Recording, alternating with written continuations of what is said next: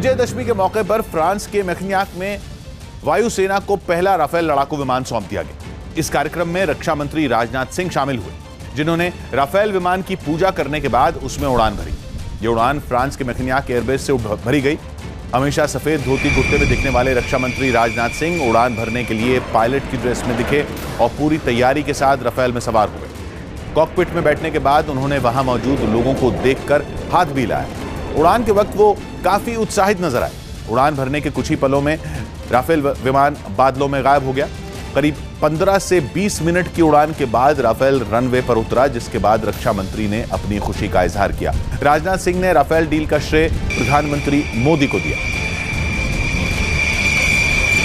यदि हम अपनी कॉम्बैट कैपेबिलिटी को बढ़ा रहे हैं तो किसी के ऊपर आक्रमण करने के लिए नहीं बढ़ा रहे हैं, बल्कि हम बढ़ा रहे हैं तो अपने सेल्फ डिफेंस के लिए हम बढ़ा रहे हैं। यह एक डेटरेंट के रूप में, और सचमुच ये बहुत बड़ा फैसला जो राफेल को लिए जाने के संबंध में लिया है, इसके लिए मैं क्रेडिट देना चाहता हूं तो अपने प्राइम मिनिस्टर श्री नरेंद्र मोदी को देना चाहता हूं। राफेल में उड़ान भरने से पहले दसॉ एविएशन की राफेल यूनिट में एक कार्यक्रम हुआ, जहां भारत को पहला राफेल विमान सौंपा गया। फ्रांस, मिस्र और कतर के बाद भारत चौथा देश होगा जिसके आसमान में राफेल विमान उड़ान भरेगा, जो दुश्मनों के लिए किसी बुरी खबर से कम नहीं है। दुनिया जानती है कि राफेल कितना खतरनाक है, और अब दुनिया यह भी जानती है कि भारत को उसका पहला राफेल विमान मिल चुका है। फ्रांस के मेखनियाक में भारत को पहला राफेल लड़ाकू विमान सौंप दिया गया। इस मौके पर रक्षा मंत्री राजनाथ सिंह और फ्रांस की रक्षा मंत्री मौजूद रहीं। कार्यक्रम में दसॉ एविएशन के सीईओ भी साथ रहे। उन्होंने ही औपचारिक तौर पर राफेल विमान भारत को सौंपा। इससे पहले हुए कार्यक्रम में राजनाथ सिंह ने राफेल की तुलना तेज और ताकतवर आंधी से की। मुझे बताया गया है कि राफेल एक फ्रेंच शब्द है जिसका हिंदी में अर्थ होता है आंधी। मुझे पूरी उम्मीद है कि यह अपने नाम को सार्थक करेगा। फ्रांस की रक्षा मंत्री ने भी भारत को राफेल विमान सौंपते हुए खुशी जताई। Today is not a usual day. It's indeed a big day for our two countries. A big day in the history of our industrial cooperation. दोनों नेताओं के भाषण से पहले वहां एक फिल्म भी दिखाई गई, जिसमें बताया गया कि दुश्मनों को धूल चटाने की ताकत रखने वाला राफेल विमान कैसे तैयार हुआ। इस फिल्म में पूर्व रक्षा मंत्री मनोहर पर्रिकर को भी याद किया गया, जिनके रक्षा मंत्री रहते हुए ही भारत और फ्रांस के बीच राफेल सौदा हुआ। दोनों देशों के बीच 36 राफेल विमानों की डील हुई है, और अभी भारत को पहला राफेल लड़ाकू विमान मिला है, और इसकी डिलीवरी तय समय पर हुई है, जिसका राजनाथ सिंह ने जिक्र भी किया। सबसे बड़ी बात यह कि भारत को पहला राफेल विमान दशहरे के मौके पर मिला है। ऐसे में राजनाथ सिंह ने शस्त्र पूजा की परंपरा को भी निभाया। उन्होंने राफेल पर रोली और चावल से ओम बनाया और इसकी ताकत दुनिया के सामने रखी। इसके बाद उन्होंने नारियल और कुछ फूल विमान पर रख दिए। जिस तरह कलाई में रक्षा का धागा बांधा जाता है, ठीक उसी तरह राजनाथ सिंह ने राफेल पर धागा बांध दिया। उड़ान भरने से पहले राफेल के पहियों के नीचे नींबू भी रखे गए। राफेल 2 इंजनों वाला लड़ाकू विमान है, जिसे फ्रांस की दसॉ एविएशन नाम की कंपनी ने तैयार किया है। राफेल ऐसा लड़ाकू विमान है जिसे हर तरह के मिशन पर भेजा जा सकता है। यही नहीं, राफेल विमान 1 मिनट में 60,000 फीट की ऊंचाई तक जा सकता है। हर तरह के मौसम में एक साथ कई काम करने में सक्षम Rafale multi role fighter aircraft. इसमें स्कैल्प मिसाइल लगी हुई हैं, जो हवा से जमीन पर वार करने में सक्षम। स्कैल्प मिसाइल की रेंज 300 किलोमीटर है। राफेल लड़ाकू विमान एंटी शिप अटैक के साथ परमाणु हमले को भी अंजाम दे सकता है। इसके अलावा राफेल 24,500 किलोग्राम तक का वजन भी ले जा सकता है, और इसकी स्पीड 2,223 किलोमीटर प्रति घंटा है। मतलब ये आंधी की तरह तेज है और तूफान की तरह ताकतवर। फ्रांस में भारत को सौंपे गए पहले राफेल लड़ाकू विमान की पूजा किए जाने पर कांग्रेस नेता राजीव शुक्ला ने तंज कसा। अभी तो सरकार का है, सरकार ला रही है उस चीज को, उन्होंने खरीदा है, उस चीज को ला रहे हैं। सरकार वहाँ पर वो शस्त्र पूजा कराएं या अस्त्र पूजा कराएं या उसको पूरे नाटकीय अंदाज में लाएं, ये तो उनके ऊपर है। पंजाब के फिरोजपुर में भारत पाकिस्तान सीमा पर कुछ ड्रोन देखे जाने के बाद तलाशी अभियान तेज कर दिया गया। बीएसएफ के जवानों ने रात के वक्त भारत की सीमा में इन ड्रोन को उड़ते देखा, जिसके बाद पंजाब पुलिस के साथ बीएसएफ के जवानों ने फिरोजपुर बॉर्डर के पास के गांवों में तलाशी अभियान तेज कर दिया। पाकिस्तान से भारत की सीमा में दाखिल हुए ड्रोन से हथियार या ड्रग्स की खेप न भेजी गई हो, इसका पता लगाने के लिए कुछ जवानों ने खेतों में भी खोजबीन की। साथ ही गांव के लोगों से भी ड्रोन के बारे में पूछताछ की गई। ड्रोन बीएसएफ ने कल रात को देखे गए, इन्होंने ऑब्जर्वेशन की है कि 4-5 ड्रोन ਜਿਹੜੇ ਇੰਡੀਆ 'ਚ ਆਏ ਆ। इससे पहले पिछले महीने पंजाब में ड्रोन से हथियार गिराए जाने के कुछ दिन बाद ही अटारी बॉर्डर के पास एक गांव में एक और ड्रोन मिला था, जिसके बाद से ही पंजाब पुलिस और सुरक्षा एजेंसियां मुस्तैद हैं। बीती रात बीएसएफ के जवानों ने फिरोजपुर बॉर्डर पर पाकिस्तानी सीमा में एक ड्रोन उड़ता देखा और ये ड्रोन रात 10 बजे से 10:40 तक उड़ता रहा। बताया गया कि इसी दौरान ये ड्रोन भारत की सीमा में भी दाखिल हुआ। इसके बाद रात 12:25 पर एक और ड्रोन पाकिस्तान की ओर से उड़ाया गया और पाकिस्तान का ये ड्रोन भी कुछ देर बाद भारतीय सीमा में घुस गया। बीएसएफ के जवानों ने इस घटना की जानकारी तुरंत बड़े अधिकारियों को दी, जिसके बाद इलाके में तलाशी अभियान तेज कर दिया गया। हरियाणा के हिसार में टिकटॉक क्वीन सोनाली फोगाट अपने चुनाव प्रचार के समय भारत माता की जय के नारे नहीं लगाने वाले लोगों पर भड़क गई।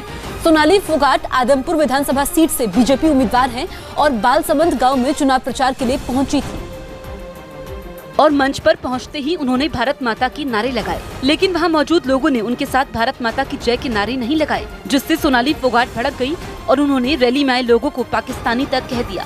भारत माता की जय। क्यों वही पाकिस्तान से आए हो क्या आप लोग जो यहाँ खड़े हो? पाकिस्तानी हो क्या? शर्म आती है आप लोगों पे? इस बीच कुछ लड़कियों ने कॉलेज बनवाने के लिए उनसे बात करने की कोशिश की। आरोप है कि सोनाली फोगाट उनसे बिना बात किए ही वहां से चली गई। मैंने बोला मैम आप कुछ नहीं तो आप पुलिस के लिए बात करनी है, 2 मिनट आराम से सुन लो। मैम ने बोला मुझे लेट हो रहा है, मैं बाहर जा रही हूँ। यही नहीं, कुछ लोगों ने सोनाली फोगाट पर गंभीर आरोप भी लगाए। कब्जा करवा रखा है इसने जमीन पे 8 किलो में, 8 किले है। हाँ, कॉलेज बना था लड़किया का तो इसने रुकवा दी। गुजरात के सूरत में तेज आंधी की वजह से रावण दहन से पहले ही रावण का पुतला अचानक गिर गया। शहर के एक मैदान में रावण दहन के लिए रावण के 60 फीट का पुतला बनाया गया था, लेकिन रावण दहन से पहले ही वहां तेज आंधी आ गई, जिसकी वजह से 60 फीट का रावण का पुतला जमीन पर आ गिरा। इस बीच वहां लोगों की काफी भीड़ थी। जमीन पर गिरने के कुछ देर बाद रावण के पुतले में आग लग गई और उसमें लगे पटाखे जलने शुरू हो गए, जिसकी वजह से वहां भगदड़ मच गई। हालांकि थोड़ी देर बाद रावण का पुतला जलकर राख हो गया।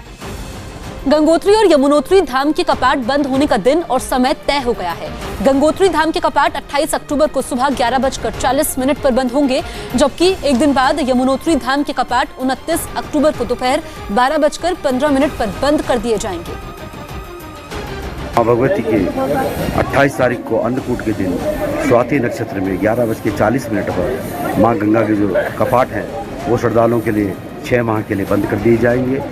आरएसएस प्रमुख मोहन भागवत ने जम्मू कश्मीर से आर्टिकल 370 हटाने के फैसले पर मोदी सरकार की तारीफ की। जनभावना को ध्यान में लेकर और देश को हित को ध्यान में लेकर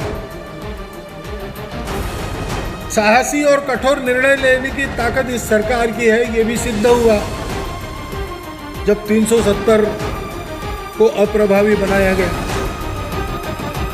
प्रजातांत्रिक प्रक्रिया के द्वारा जैसा होना था वैसा हुआ।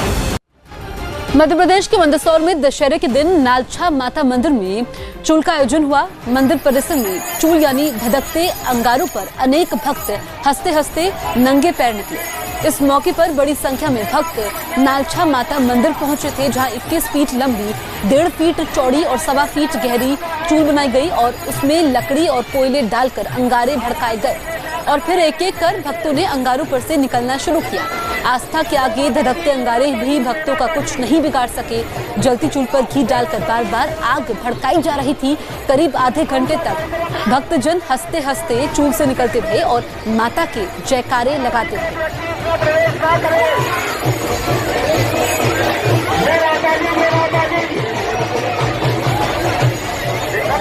राजस्थान के प्रतापगढ़ में नवरात्र के आखिरी दिन हिंगलाज चामुंडा मंदिर के बाहर लोग दहकते अंगारों पर चले। लोगों की मान्यता है कि दहकते अंगारों पर चलकर देवी मां के दर्शन करने से उनके हर दुख दूर हो जाते हैं और यही वजह है कि देवी के मंदिर के बाहर वहां पहुंचे श्रद्धालु दहकते अंगारों पर चलते दिखाई दिए। बताया गया कि अंगारों पर चलने की प्रथा सालों से चली आ रही है। इसके लिए जमीन पर दहकते अंगारों की एक पट्टी बनाई गई थी, जिसके आसपास लोगों की भारी भीड़ जमा थी। इस बीच वहां ढोल भी बजता सुनाई दिया। सबसे पहले गले में माला पहने एक बुजुर्ग आदमी दहकते अंगारों पर से गुजरता दिखा। उसके बाद एक एक करके कई लोग अंगारों पर से गुजर गए। इस बीच एक आदमी ने अंगारों पर घी डाला, जिससे अंगारे और भड़क गए। बाद में कई और लोग उस पर से गुजरते दिखाई दिए। एक आदमी अपनी बच्ची को गोद में लेकर अंगारों पर चलता नजर आया।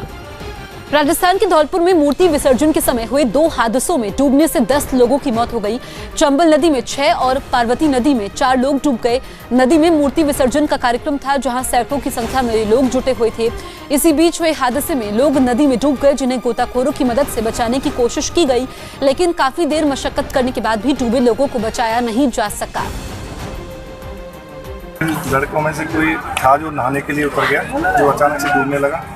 तो जगह जगह इसमें अंदर खंदक और इस तरह के गहरे गड्ढे बने हुए हैं। उसको बचाने के चक्कर में एक के बाद एक और सभी लड़के दोस्तों को बचाने के चक्कर में और डूबते चले गए। हेती में प्रदर्शनकारियों और पुलिस के बीच झड़प में मरने वालों का आंकड़ा बढ़कर 17 से भी ज्यादा हो गया। वहां बेरोजगारी और महंगाई से परेशान लोग पिछले 4 हफ्तों से राष्ट्रपति जोवेनेल मोइस के इस्तीफे की मांग कर रहे हैं, जिन्होंने राजधानी पोर्ट ऑ प्रिंस की सड़कों पर उतरकर राष्ट्रपति के खिलाफ प्रदर्शन किया और उनके इस्तीफे की मांग की।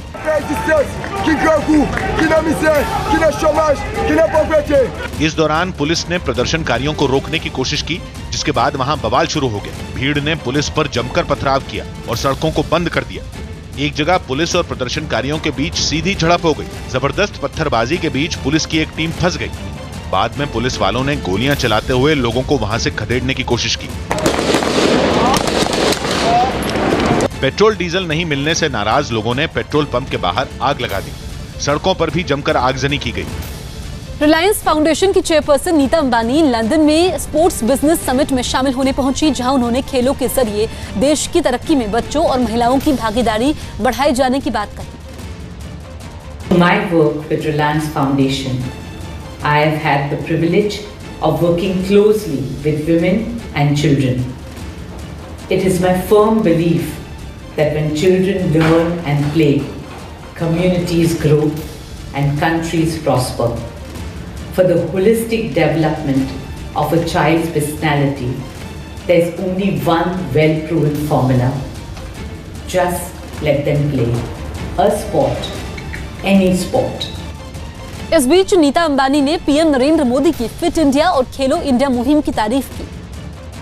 Our Prime Minister Narendra Modi has a great vision to transform India into a global sporting powerhouse. In addition to promoting yoga globally, Prime Minister Modi has recently launched 2 major initiatives to promote sport: the Khelo India program and the ambitious Fit India movement. Rajasthan के झुंझुनू में दशहरे पर वहां के लोगों ने रावण के पुतले को बंदूक से गोली मारी। बताया गया कि रावण के पुतले को गोलियों से छलनी करने की ये परंपरा सालों से चली आ रही है, जिसकी शुरुआत वहां के विधायक राजेंद्र सिंह कूड़ा ने की, जिन्होंने हाथों में बंदूक लेकर निशाना साधा और रावण के पुतले पर गोली चला दी और सटीक निशाना लगने पर उनके समर्थकों ने शोर मचा दिया। इसके बाद इलाके के लोगों ने भी हाथों में हथियार उठा लिए और पुतले पर इतनी गोलियां चलाई कि उसमें आग लग गई। गोलीबारी से रावण दहन होने का नजारा हजारों लोगों ने देखा।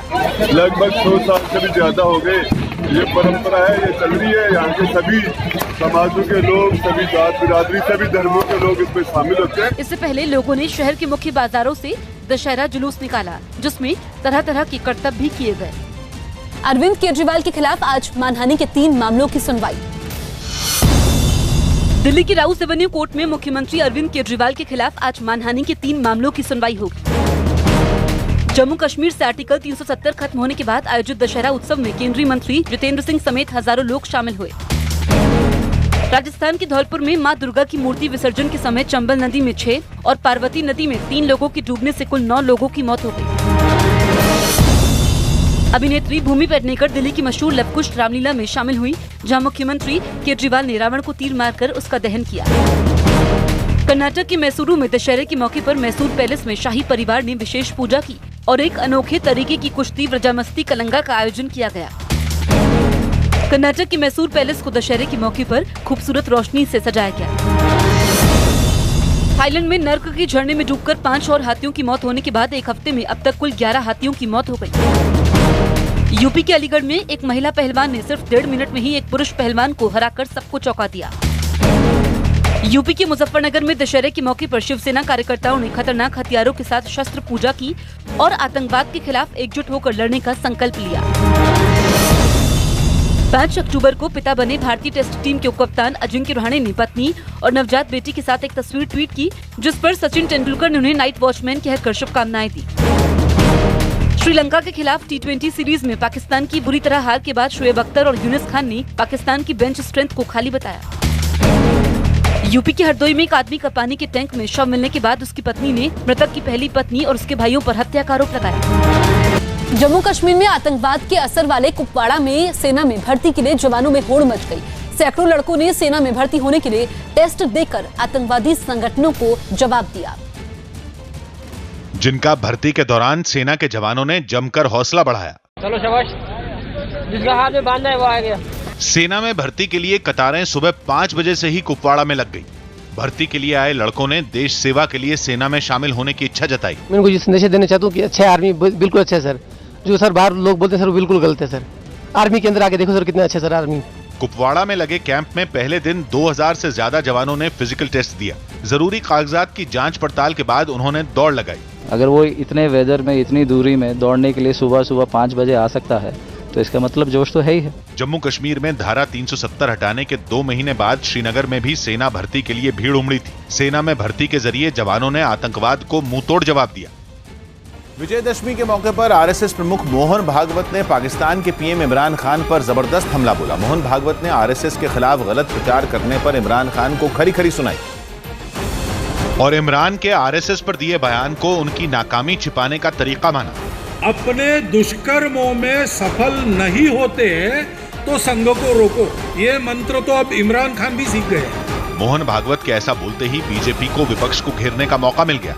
आजकल इमरान खान भी हर मंच पर संघ का नाम ले लेते हैं, क्योंकि भारत के नेताओं के बयानों को आधार बनाकर ही वो इस तरह करते हैं। जबकि कांग्रेस को लगा कि आरएसएस और बीजेपी पाकिस्तान को जरूरत से ज्यादा तवज्जो दे रहे हैं। मैं तो बार बार संघ से और बीजेपी से कहता हूं कि हमारा पूरा विश्व का दृष्टिकोण ये पाकिस्तान पर सीमित करके क्यों रखते हैं? पाकिस्तान है क्या भाई भारत के सामने? एनसीपी ने भी भागवत को पाकिस्तान के बजाय भारत पर ध्यान देने की नसीहत दी। इमरान खान की बात क्या करते हैं, यहाँ की बात करें आप अपने देश की। इमरान खान के लिए कोई मुसलमान इमरान खान को सपोर्ट नहीं करता, ये समझ ले भागवत जी। हम लोग भी जहाँ देश की बात आती है वहाँ मोदी जी के साथ खड़े। हाल ही में यूएन में दिए गए भाषण में इमरान खान ने करीब 10 बार आरएसएस का जिक्र किया था और आरएसएस को मुस्लिम समुदाय का विरोधी साबित करने की कोशिश की थी। क्लाइमेट चेंज के मुद्दे पर एक बार फिर अमेरिका समेत दुनिया के कई देशों में प्रदर्शन किया गया। इस प्रदर्शन में शामिल लोगों ने अपने देश की सरकार से इमरजेंसी लगाने की मांग की, जिनमें कुछ लोगों ने न्यूयॉर्क में अपने शरीर पर नकली खून लगाकर मरने का नाटक किया। उन्होंने अमेरिका के शेयर बाजार वॉल स्ट्रीट के पास लगे पीतल के एक सांड के ऊपर भी नकली खून फेंक दिया। एक महिला तो सांड पर चढ़कर अपने आंदोलन का झंडा लहराती दिखी। And I feel responsible, so I'm here to support the Extinction Rebellion group. बाद में पुलिस ने प्रदर्शन करने वाले कुछ लोगों को गिरफ्तार कर लिया। इसी तरह का एक प्रदर्शन लंदन में भी किया गया। लोगों ने रैली निकालते हुए ब्रिटेन सरकार से क्लाइमेट चेंज के मुद्दे पर ठोस कदम उठाने की मांग की। लोगों ने वहां की संसद समेत कई इलाकों में जैम लगाकर ट्रैफिक रोकने की भी कोशिश की। ये सभी लोग क्लाइमेट चेंज को रोकने के लिए चलाए जा रहे आंदोलन एक्सटिंक्शन रिबेलियन का हिस्सा हैं। पटना के पास मनरे में रेत से भरी एक नाव तेज बहाव की वजह से गंगा में पलट गई। हादसे में नाव पर सवार 19 मजदूर गंगा की तेज धार में बह गए, जिनमें से 16 मजदूर तैरकर दूसरे नाव पर चढ़ गए, लेकिन 3 मजदूरों का अभी तक पता नहीं चल पाया है। हादसे के बाद से लापता मजदूरों के घर में कोहराम मचा हुआ है। घर वालों का रो रो कर बुरा हाल है। प्रशासन के लोग लापता मजदूरों की तलाश में जुट गए हैं।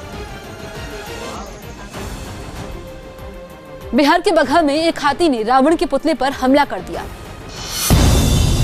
बिहार के बगहा में रावण दहन के समय हाथी बेकाबू हो गया और उसने रावण के पुतले पर हमला कर दिया। यूपी के वाराणसी में कांग्रेस कार्यकर्ताओं ने दशहरे पर बीजेपी के दागी नेताओं चिन्मयानंद, कुलदीप सेंगर, आसाराम बापू और राम रहीम जैसे लोगों का पुतला फूंका। अफगानिस्तान की मूसा काला में अमेरिका के हवाई हमले में भारतीय उपमहाद्वीप में अलकायदा चीफ असीम उमर मारा गया। बीजेपी अध्यक्ष और गृह मंत्री अमित शाह आज हरियाणा में करीब 1 दर्जन चुनावी रैली करेंगे। चंडीगढ़ के दनास इलाके में देश के सबसे बड़े 221 फीट ऊंचे रावण के पुतले का दहन किया गया। यूपी के अलीगढ़ में अखिल भारत हिंदू महासभा ने दशहरे पर पिस्टल और धारदार हथियारों के साथ शस्त्र पूजा की और हिंदू परिवारों को अपनी आय का कुल 25% हिस्से के हथियार खरीदने का विवादास्पद बयान दिया। हिंदू समाज से अनुरोध करते हैं, अपनी कुल आय का 25% शस्त्र खरीदने पर प्रयोग करें। तमिलनाडु की मदुरई में दशहरे पर 108 छात्राओं ने वीणा बजाकर मीनाक्षी अम्मान मंदिर में पूजा की। ब्रिटेन में पुलिस ने अलग अलग जगह छापा मारकर कई सौ करोड़ की 50 टन ड्रग्स के साथ 13 लोगों को गिरफ्तार करने का दावा किया। बिहार के नवादा में बारिश की वजह से रामलीला मैदान खाली हो गया और रावण का पुतला भी भीगकर नीचे गिर गया। उत्तर प्रदेश में 2022 में होने वाले विधानसभा चुनाव से पहले कांग्रेस में जान फूंकने के लिए पार्टी की सलाहकार परिषद में कई नए चेहरों को मौका दिया गया है। ये सलाहकार परिषद प्रियंका गांधी ने चुनावी रणनीति बनाने के लिए गठित की है, जिसमें कई ऐसे नेताओं को शामिल किया गया है जो मनमोहन सिंह की सरकार में मंत्री रह चुके हैं। साथ ही इस परिषद में मौजूदा कुछ सांसदों और विधायकों को भी रखा गया है। 77 लोगों की इस सलाहकार परिषद में सलमान खुर्शीद, राशिद अल्वी, पीएल पुनिया और आरपीएन सिंह जैसे नेता शामिल हैं। यही नहीं, एक विधानसभा क्षेत्र से लगातार जीतने का रिकॉर्ड बनाने वाले प्रमोद तिवारी को भी इसमें जगह दी गई। 2014 में वाराणसी से नरेंद्र मोदी के खिलाफ चुनाव लड़ने वाले अजय राय भी सलाहकार परिषद का हिस्सा हैं। यूपी के कुछ बड़े नेता जो इस सलाहकार परिषद में शामिल नहीं हैं, उन्हें रणनीति और प्लानिंग का काम सौंपा गया। दिल्ली के पास गाजियाबाद में मूर्ति विसर्जन के लिए एक तालाब बनाया गया, जिसमें मिट्टी की बनी दुर्गा की प्रतिमा का विसर्जन किया गया। वैशाली कल्चर एसोसिएशन की तरफ से पर्यावरण को ध्यान में रखते हुए इस तालाब को बनाया गया था, जिसमें 20 टैंकरों से पानी भरा गया। कार्यक्रम से जुड़े लोगों ने इस तरह से मूर्ति विसर्जन को पूरी तरह से पर्यावरण के अनुकूल बताया। उत्तराखंड के ज्वालापुर से बीजेपी विधायक सुरेश राठौर ने अपने विधानसभा क्षेत्र के आधे हिस्से को पाकिस्तान बता दिया, जिस पर संतों ने कड़ा ऐतराज जताया। बीजेपी विधायक अपने इलाके में एक सड़क का उद्घाटन करने पहुंचे थे, जहां उन्होंने अपने क्षेत्र में पड़ने वाले मुस्लिम बहुल इलाके का जिक्र करते हुए विवादास्पद बयान दे दिया। आगे जाके वो टोटल पाकिस्तान में मेरे हिस्से में है।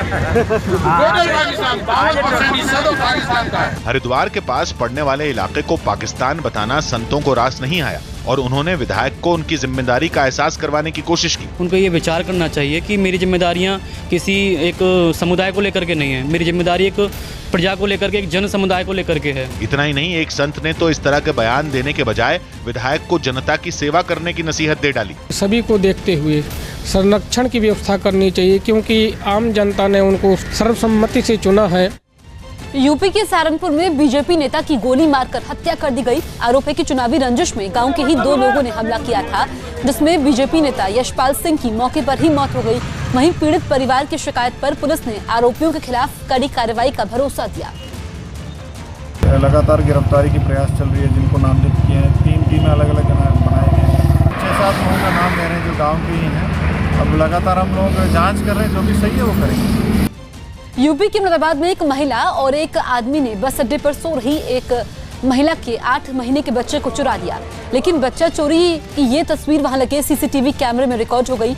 सीसीटीवी कैमरे में एक आदमी बस अड्डे पर लगे एक बेंच पर बैठा दिखाई दिया, जबकि महिला ठीक उसी के पास जमीन पर बैठी नजर आई। महिला के बगल में एक छोटा बच्चा सो रहा है और उसके बगल में उसकी मां सो रही है।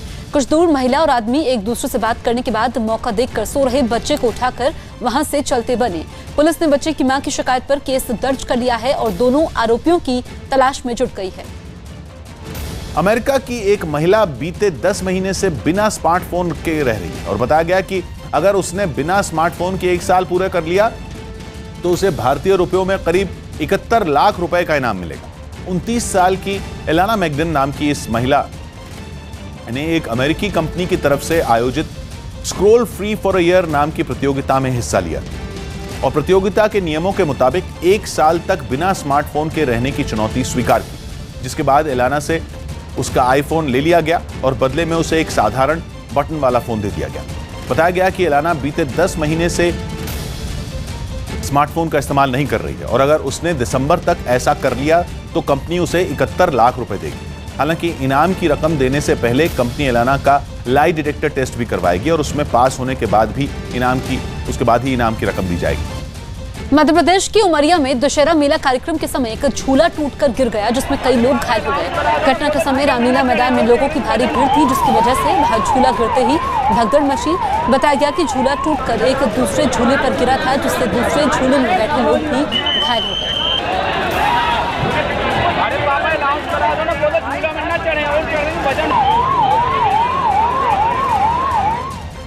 केंद्र सरकार ने दिल्ली में खाली पड़ी सरकारी जमीनों को अवैध कब्जे से बचाने की कोशिश शुरू कर दी है। खबर है कि सरकार प्राइवेट एजेंसियों को अपनी खाली पड़ी जमीनों की निगरानी का काम दे सकती है। ये एजेंसियां खाली पड़ी सरकारी जमीनों और बंगलों पर सुरक्षा कर्मियों को तैनात करेंगी, जिससे उन पर अवैध कब्जा होने से रोका जा सके। अगर सुरक्षा कर्मियों की तैनाती के बाद भी अवैध कब्जा होता है तो एजेंसियों को हर रोज 1000 रुपए के हिसाब से जुर्माना भरना होगा। सरकारी जमीनों और बंगलों की निजी सुरक्षा पर हर साल 93 लाख रुपए तक खर्च होने का अनुमान है। पिछले कुछ समय में दिल्ली में सरकारी जमीनों पर अवैध कब्जा तेजी से बढ़ा है। इनमें कई जमीनों को खाली कराने के लिए सरकार लगातार कोशिश भी कर रही है। महाराष्ट्र के बीड़ में AIMIM के अध्यक्ष असदुद्दीन ओवैसी ने एक रैली में एनसीपी और कांग्रेस पर जमकर निशाना साधा। इस बीच उन्होंने महाराष्ट्र और देश में कांग्रेस और एनसीपी का वजूद खत्म होने की बात भी कही। अब कांग्रेस एनसीपी का महाराष्ट्र और हिंदुस्तान की सियासत में कोई मुस्तकबिल नहीं है। इनकी पिक्चर दी एंड पे आ चुकी है। अब दिल्ली के करदमपुरी में एक शादी समारोह के समय 2 लड़के हवाई फायरिंग करने लगे। दोनों की तस्वीरें एक लड़के ने मोबाइल में रिकॉर्ड कर ली, जिसमें साफ देखा जा सकता है कि चारों तरफ भीड़ होने के बावजूद 2 लड़के बिना किसी डर के देसी कट्टे से फायरिंग करते रहे। फायरिंग का ये वीडियो 7 अक्टूबर का है, जिसमें वीडियो वायरल होने के बाद पुलिस ने केस दर्ज कर दोनों आरोपियों को गिरफ्तार कर लिया। इटली पुलिस ने एक हमलावर के थाने के अंदर फायरिंग करने का वीडियो जारी किया। वहां त्रिएस्ते शहर के थाने में हुई गोलीबारी में 2 पुलिस वालों की मौत हो गई, जिसका सीसीटीवी वीडियो जारी किया गया। सामने आए वीडियो में पिस्तौल से लैस आरोपी एक छोटे कमरे में घुसता दिखा। इसके बाद वो बाहर निकला और वहां बैठे पुलिस वालों पर गोलियां चलाने लगा। इस दौरान उसने दोनों हाथों में पिस्तौलें पकड़ रखी थी। ताबड़तोड़ फायरिंग के बाद वो थाने से बाहर निकल गया। बाहर निकलते ही वो वहां खड़ी पुलिस की एक गाड़ी तक पहुंचा और उसे छीनने की कोशिश करने लगा। इस दौरान वहां एक दूसरी गाड़ी पहुंची। गाड़ी को देखकर हमलावर उसकी तरफ बढ़ने लगा। हमलावर को अपनी तरफ बढ़ते देख ड्राइवर डर गया और उसने गाड़ी को तेजी के साथ रिवर्स कर लिया। मुंबई की आरे कॉलोनी में पेड़ों की कटाई पर शिवसेना प्रमुख उद्धव ठाकरे ने कड़े तेवर दिखाते हुए अधिकारियों को चेतावनी दी। हालांकि उद्धव ठाकरे ने पेड़ों की कटाई रोकने के लिए सरकार पर कोई दबाव नहीं बनाया और आरे कॉलोनी में हुई पेड़ों की कटाई पर केवल अधिकारियों को आड़े हाथ लिया। यही नहीं, उद्धव ठाकरे ने पेड़ काटने वाले अधिकारियों को अंजाम भुगतने की चेतावनी तक दे डाली। हे जे कोणी खुनी अधिकारी तिकडे बसलेत, झाडांची खुनी येते, त्यांना याची किंमत मोजावी लागेल, किंमत भोगावी लागेल। लेकिन विपक्ष को उद्धव ठाकरे का विरोध केवल खानापूर्ति लगा और उन्हें इस मामले में राज्य सरकार पछोपेश में नजर आई। उद्धव ठाकरे सरकार का आधा बाजू जो है वो इस तरफ है, वो डर रहा है कि वोट बैंक खिसक जाएगा और देवेंद्र फडणवीस वो अपने आप को सही बताने के चक्कर में बयान दे रहे हैं। महाराष्ट्र में विधानसभा चुनाव की गहमागहमी के बीच मुंबई में आरे कॉलोनी में पेड़ों की कटाई का मुद्दा गर्मा गया, क्योंकि सुप्रीम कोर्ट के रोक लगाने से पहले ही वहां 2000 से ज्यादा पेड़ काटे जा चुके थे। यूपी के मुरादाबाद में क्रेन की मदद से रावण का पुतला खड़ा करते वक्त गिर गया। एक आदमी उसकी चपेट में आने से बाल बाल बच गया। वहां के रामलीला मैदान में दशहरे के लिए रावण का पुतला खड़ा किया जा रहा था, लेकिन अचानक पुतले का संतुलन बिगड़ा और वो जमीन पर धराशायी हो गया। जबकि हादसे से पहले पुतले को कई लोग बड़ी मशक्कत से खड़ा करने में जुटे थे। जैसे ही पुतला थोड़ा खड़ा हुआ, उसके एक तरफ का संतुलन बिगड़ गया और कुछ ही पलों में वो जमीन पर गिर पड़ा। बताया गया कि रावण के पुतले को बांस की बल्लियों के बजाय स्टील के पाइपों पर खड़ा किया जा रहा था, ताकि रावण जलाते वक्त कोई हादसा न हो। स्टीम पाइप का रावण के मुरादाबाद के अलावा कहीं नहीं खड़ा होता। दिल्ली तक मैं सब बल्लियों के लकड़ी पे रावण के खड़ा कर जाता, लेकिन वो आग लगने के बाद बीच में से बल्ली टूट जाती है, गिर जाती है। पुतले के गिरते ही वहां लोगों की भीड़ जमा हो गई। हालांकि बाद में पुतले को ठीक करके दोबारा खड़ा कर दिया गया। पटना के गांधी मैदान में रावण दहन के दौरान जेडीयू और बीजेपी के बीच चल रही खटपट साफ दिखी। इस कार्यक्रम में शामिल होने का न्योता भेजे जाने के बाद भी न तो बीजेपी के कोई मंत्री पहुंचे और न ही कोई नेता। हालांकि रावण दहन कार्यक्रम में खुद मुख्यमंत्री नीतीश कुमार पहुंचे, लेकिन उनके आसपास लगी कुर्सियां खाली नजर आईं, जो बीजेपी के मंत्रियों, सांसदों और नेताओं के लिए लगाई गई थी। लेकिन वो पहुंचे ही नहीं तो कुर्सियों पर भी कोई बैठा दिखाई नहीं दिया।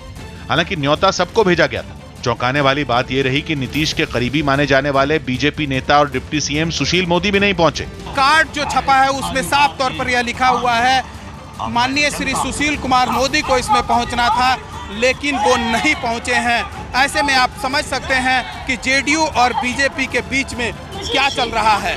हालांकि बीजेपी के नेताओं ने यह कहा था कि जो पटना में जल जमाव हुआ है उसके बाद वो इस पर्व को सेलिब्रेट नहीं करेंगे। बताया जा रहा है कि आखिरी वक्त में बीजेपी के मंत्रियों और नेताओं ने रावण दहन कार्यक्रम से दूर रहने का फैसला ले लिया। तो हमको पूरी उम्मीद थी कमेटी को कि 4:15 बजे तक निश्चित रूप से लोग आएंगे, क्योंकि 4:25 तक माननीय मुख्यमंत्री जी के आने का प्रोग्राम था।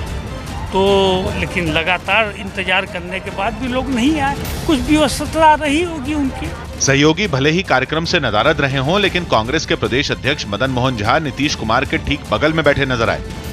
क्लाइमेट चेंज के मुद्दे पर एक बार फिर अमेरिका समेत दुनिया के कई देशों में प्रदर्शन किया गया। इस प्रदर्शन में शामिल लोगों ने अपने देश की सरकार से इमरजेंसी लगाने की मांग की, जिनमें कुछ लोगों ने न्यूयॉर्क में अपने शरीर पर नकली खून लगाकर मरने का नाटक किया। उन्होंने अमेरिका के शेयर बाजार वॉल स्ट्रीट के पास लगे पीतल के एक सांड के ऊपर भी नकली खून फेंक दिया। एक महिला तो सांड पर चढ़कर अपने आंदोलन का झंडा लहराती दिखी। And I feel responsible, so I'm here to support the Extinction Rebellion group. बाद में पुलिस ने प्रदर्शन करने वाले कुछ लोगों को गिरफ्तार कर लिया। इसी तरह का एक प्रदर्शन लंदन में भी किया गया। लोगों ने रैली निकालते हुए ब्रिटेन सरकार से क्लाइमेट चेंज के मुद्दे पर ठोस कदम उठाने की मांग की। लोगों ने वहां की संसद समेत कई इलाकों में जैम लगाकर ट्रैफिक रोकने की भी कोशिश की। ये सभी लोग क्लाइमेट चेंज को रोकने के लिए चलाए जा रहे आंदोलन एक्सटिंक्शन रिबेलियन का हिस्सा हैं। यूपी के मुरादाबाद में एक महिला और एक आदमी ने बस अड्डे पर सो रही एक महिला के 8 महीने के बच्चे को चुरा लिया, लेकिन बच्चा चोरी की यह तस्वीर वहां लगे सीसीटीवी कैमरे में रिकॉर्ड हो गई। सीसीटीवी कैमरे में एक आदमी बस अड्डे पर लगे एक बेंच पर बैठा दिखाई दिया, जबकि महिला ठीक उसी के पास जमीन पर बैठी नजर आई। महिला के बगल में एक छोटा बच्चा सो रहा है, उसके बगल में उसकी मां सो रही है। कुछ दूर महिला और आदमी एक दूसरे से बात करने के बाद मौका देखकर सो रहे बच्चे को उठाकर वहां से चलते बने। पुलिस ने बच्चे की मां की शिकायत पर केस दर्ज कर लिया है और दोनों आरोपियों की तलाश में जुट गई है।